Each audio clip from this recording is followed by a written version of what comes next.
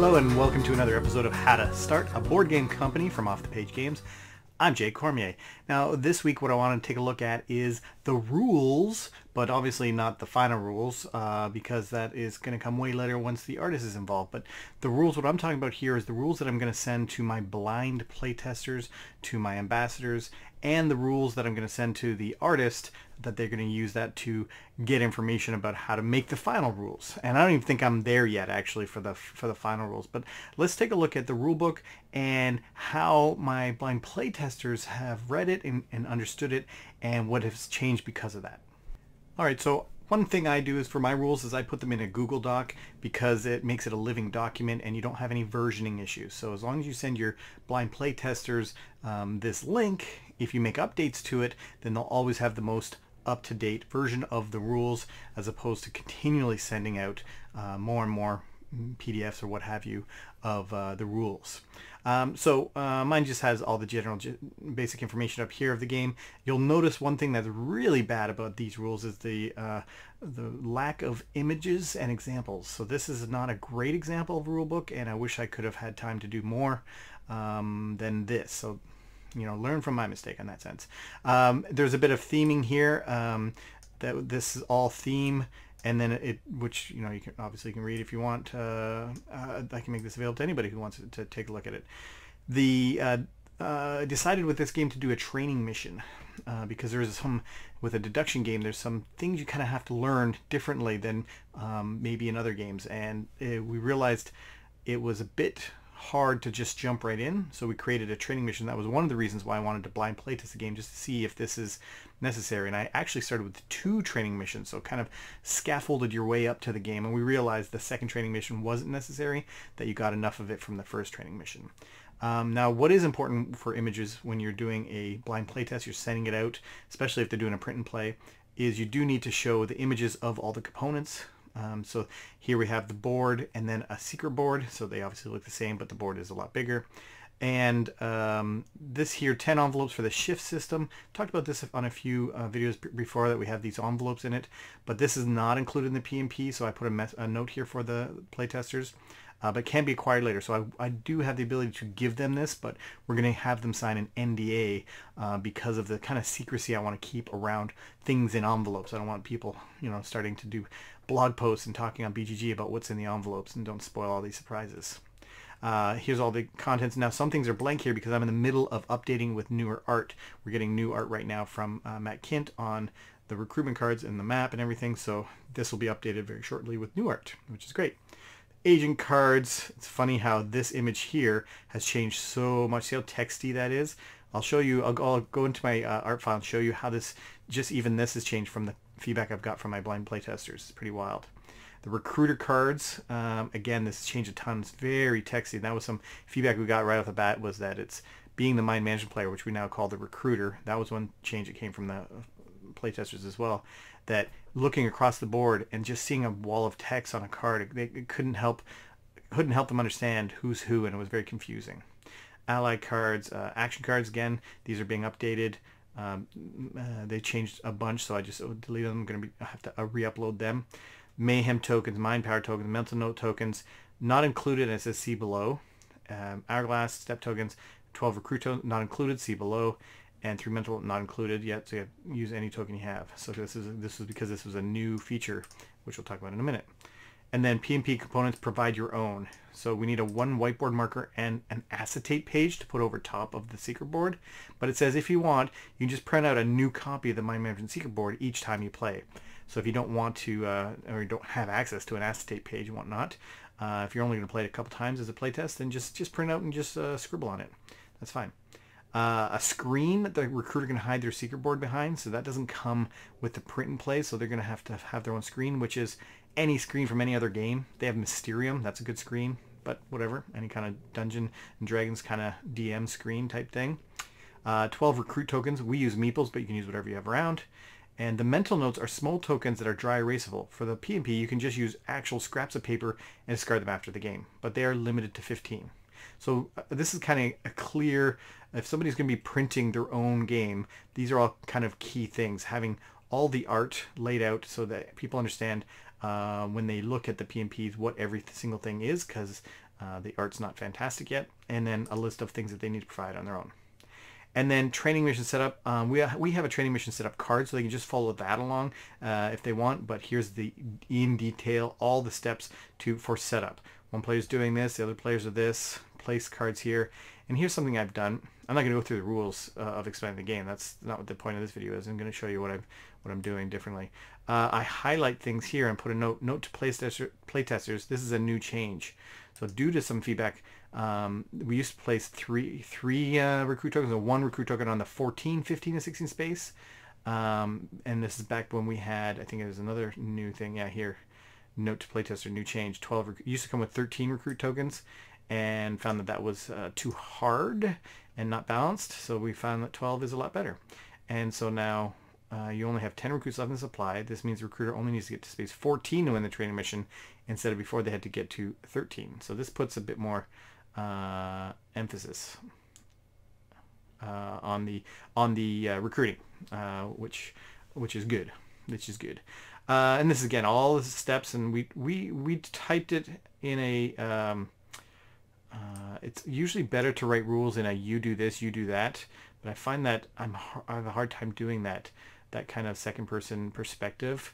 You draw this, you draw that, when you have to identify which you does it. So Sen is usually better at writing the rules. Writing rule books is not a fun thing for me.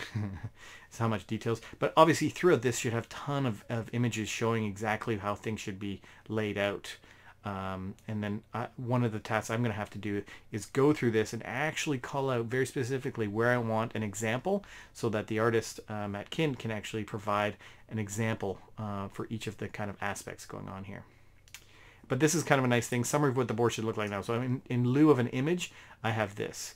And I guess one of the reasons why I didn't include images is because the art was changing a lot.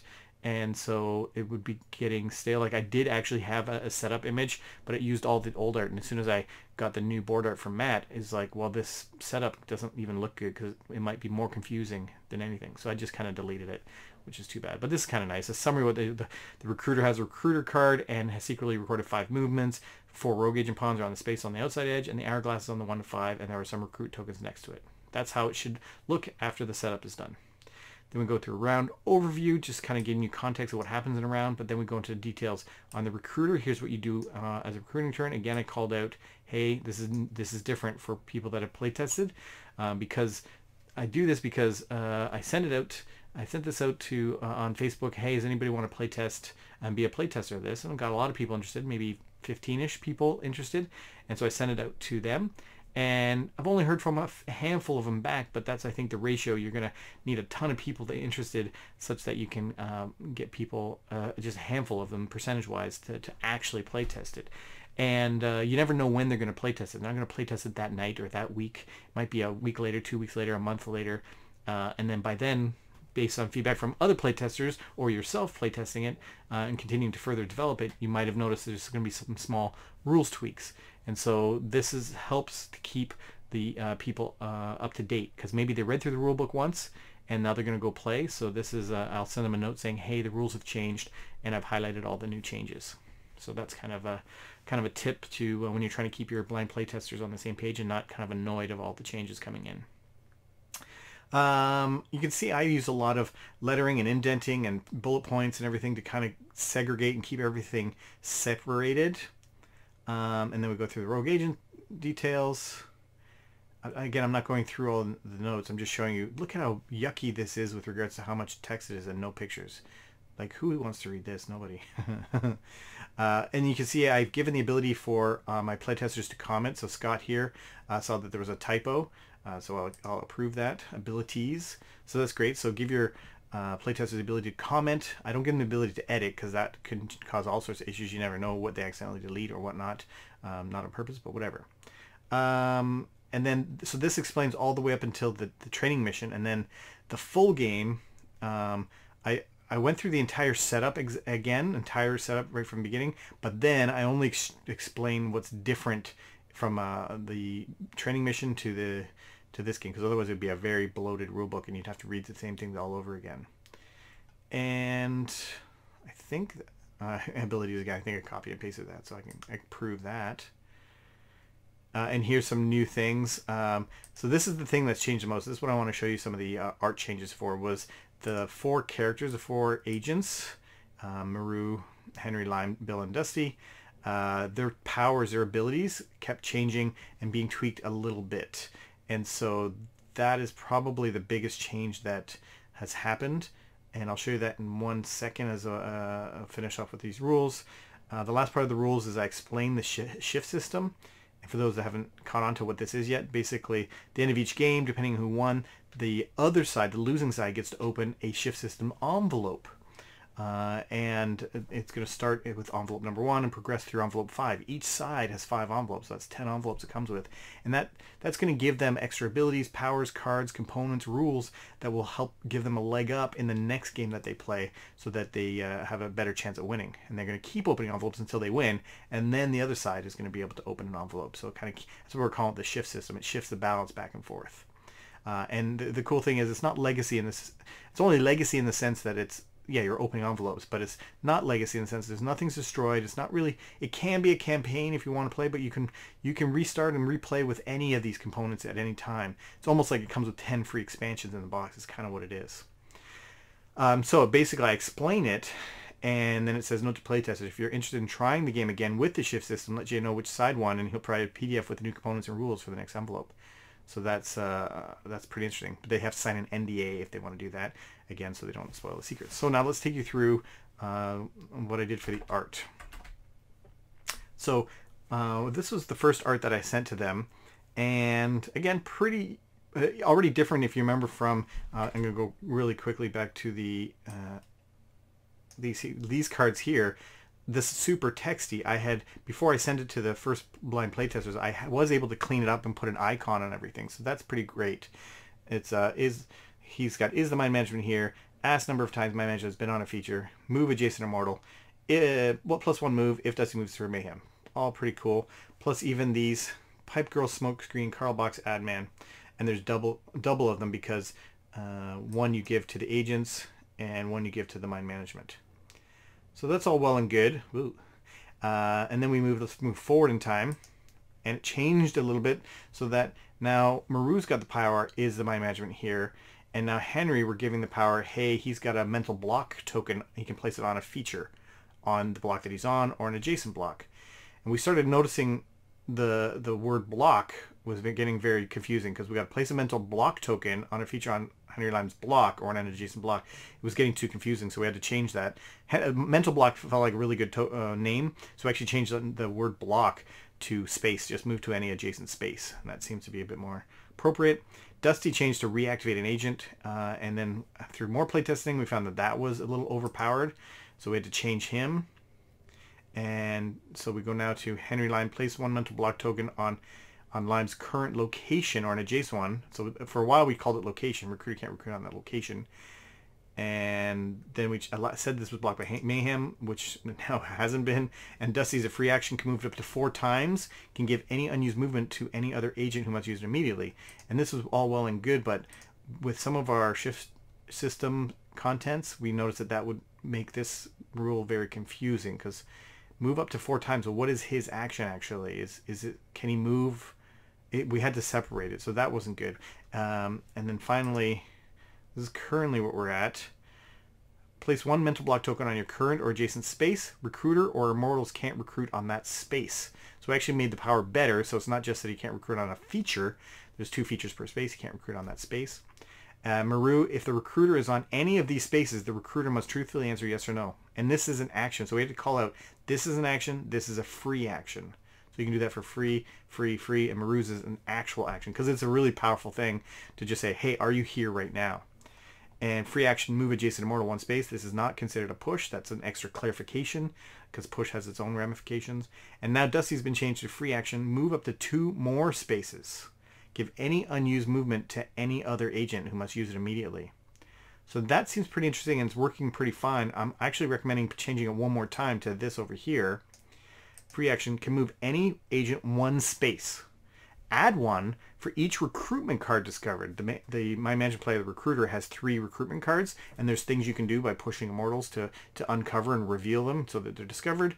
And so then this power, his ability, gets stronger over time. Starts off with just being able to move 1 space for any other agent 1 space, but eventually could move up to 4 spaces any other agent if you have them all discovered. So that can be pretty interesting, and I think more dynamic and interesting.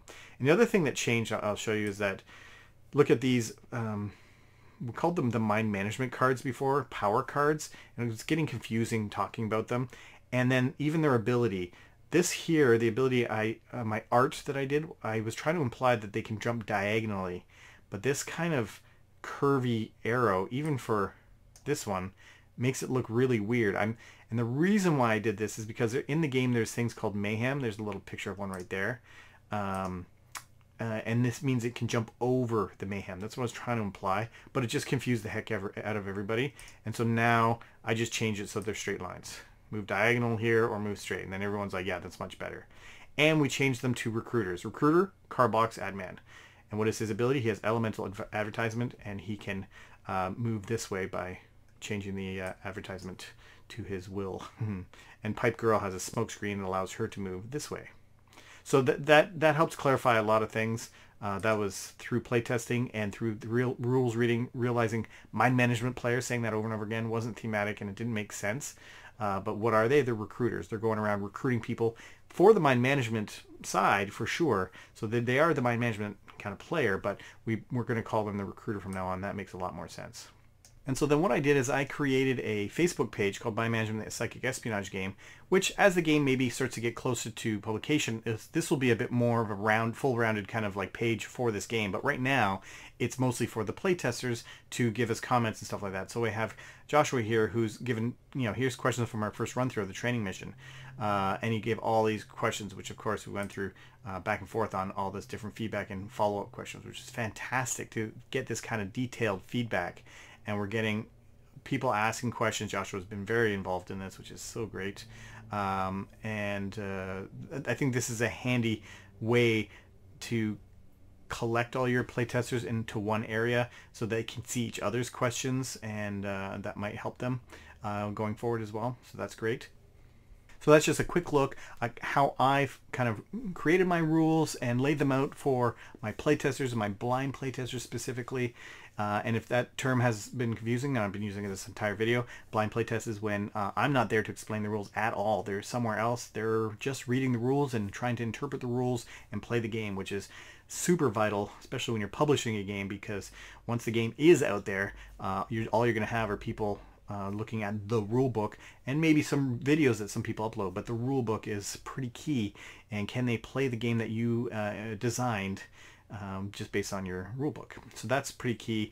And it was kind of neat to see how some of the changes that were made because of the feedback from the playtesters and the valuable playtesters that we have. And so we're still tweaking, and kind of they're all just minor things like, what about this power, changes here, changes there. The game is solid. It's been solid for a long time, but just tweaking it just to make sure the balance is just right. And so we're ready for the Kickstarter launch next March.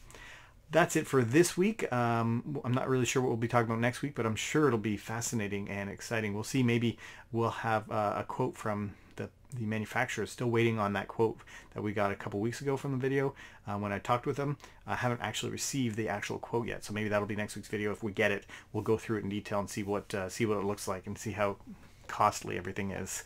That's it for me. I'm Jay Cormier. Have a good week.